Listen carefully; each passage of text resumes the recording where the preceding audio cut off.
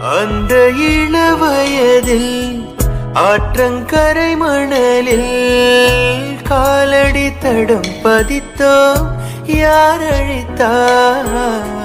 நந்தவன கரையில் நட்டு வைத்த செடியில் மொட்டு விட்ட முதற் பூவை யார் பறித்தார்? காதலர் தீண்டாத பூக்களில் தேனில்லை, இடைவெளி தாண்டாதே என் வசம் நான் இல்லை.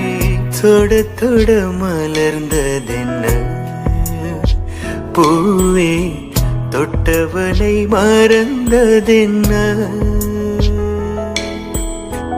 பார்வைகள் புதிதா, ஸ்பரிசங்கள் புதிதா, மழை வர பூமி மறுப்பதென்ன?